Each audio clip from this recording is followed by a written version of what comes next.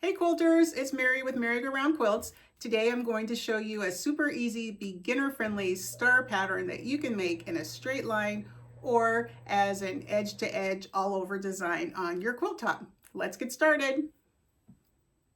Okay, we're ready to get started. I have my needle threaded. I'm going to down up or needle down and up to get my bobbin thread up to the top. Take a few stitches in place to lock, and I am ready to go. For this design, I have drawn out a couple of lines as a guide to follow. You don't have to draw lines if you can do this in a straight line well enough. It doesn't have to be perfect. We're just going to start. We're going to take some stitches up, get to a point where we want to stop to make our first star. We're going to go to the left, travel back over, all the way over to the right, and then back to the center. Once we're in the center, we're going to go diagonally. You're going to go up the diagonal, come back, down. Now we need to travel diagonally the other direction. So let's go up, travel back over our previous stitching, and we come back to our starting point in the center. Then we will travel up our line, stitch until you get to a place where you want to start your next little starburst. And we do the same thing. Travel to the left and to the right. And I should mention, it doesn't matter if you travel to the left first or the right first. It's just however your brain works. Now we're going to go diagonally, and the same thing applies here. If you want to go down first or up first, it's up to you. And travel back to the center. We're going to go up, stop where we want to start our next star, and make these lines. This is such a simple design. There's no rulers involved. It doesn't have to be perfect.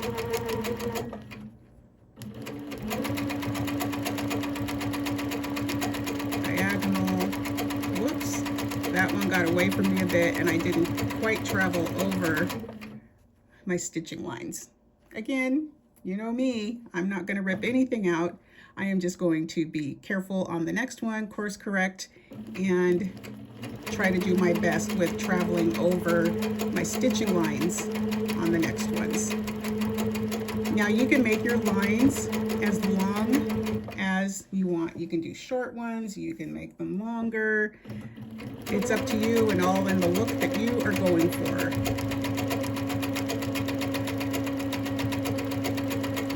So how simple is that? Isn't that a fun design?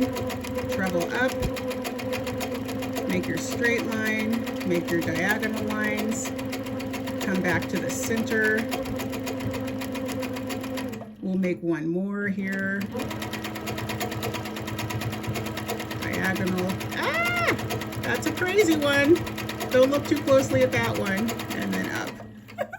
That one really got away from me. It's because I was rushing. I'm just going to stitch over here, and now we're going to do the same thing, but we're going to come down. If you're doing these in a line, maybe you want to have the stars on this side in between the lines of the stars on that side. Or you can have them line up together in a line. It's all up to what you want to do. If you're going to do like, if these were closer together and you wanted to do a star in between the two on the previous row, you'd probably need to make your lines a little bit longer, or start, have your stars spaced out a little further apart. We're just going. There's no rules here today for me. I'm just stitching away with whatever my heart wants to do. This is a great design. Maybe you are working on a seam and you want to put something directly onto your seam. You can do this, or just put it into a border or sashing design all on its own in a straight line, like we're doing here. Oops, that one got a low. There are always wobbles in free motion quilting. Nobody is perfect. I don't care who you are. There's always, none of your straight lines are going to be completely straight. Nothing is going to be so perfect that you make it into the Guinness Book of World Records. So we are just going for close enough. That's it. It's okay if you have bobbles and wobbles along the way. You're human, and there's no shame in that. We'll just make one more here. Diagonal, next diagonal, come to the center and stitch down. So there we have our star pattern in a straight line. But let me show you how to make this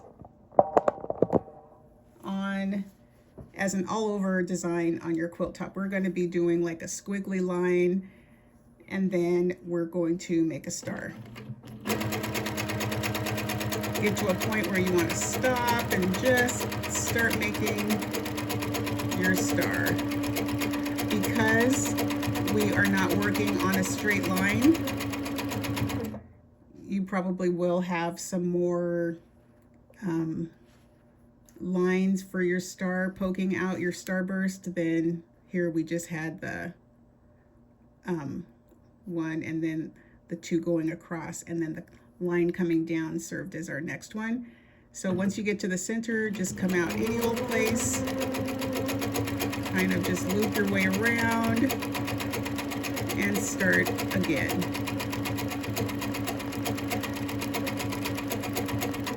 Now, if you want to just make 3 lines, you could do that too. So let's stick with the 3 and see. I think I want another one going that way.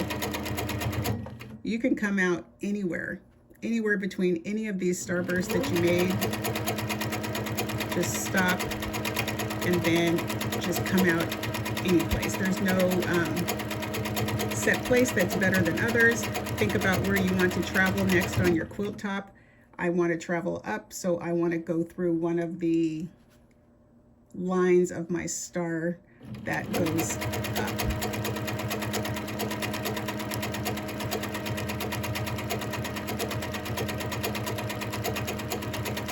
Small one there. I'm going to come up, come to where I want to stop and make my next star and start. Now from here, I can go straight down and make the line for my star, for my center. And then I'm kind of away from the squiggly line that I made to begin. Oops, that one's going to be a little bit close to that other line, but that's okay. We can adapt. If you want to make loops, you can make loops in between, or you can just do the squiggly line, kind of a stippling, a loose stippling line. It's up to you.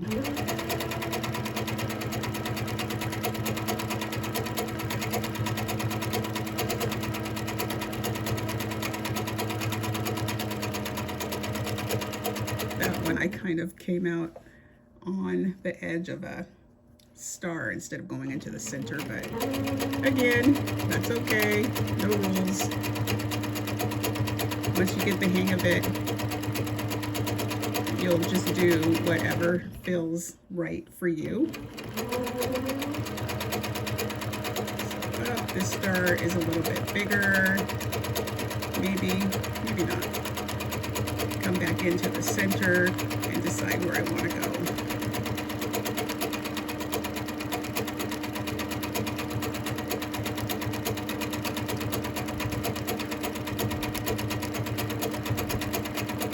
So nothing complicated about this design.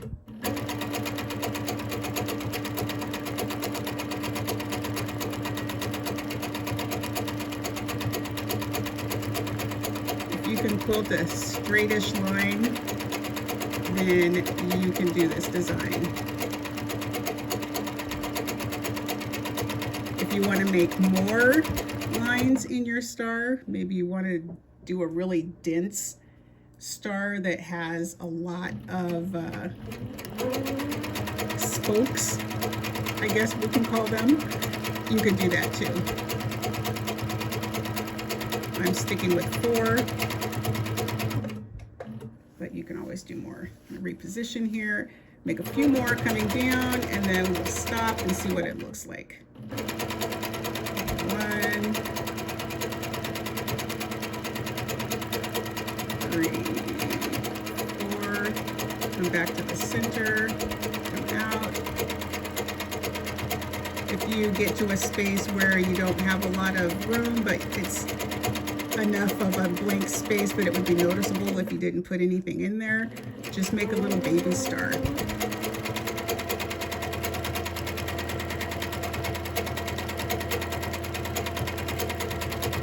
I should have used a matching color because the white bobbin thread is kind of coming through. I'm poking up to the top.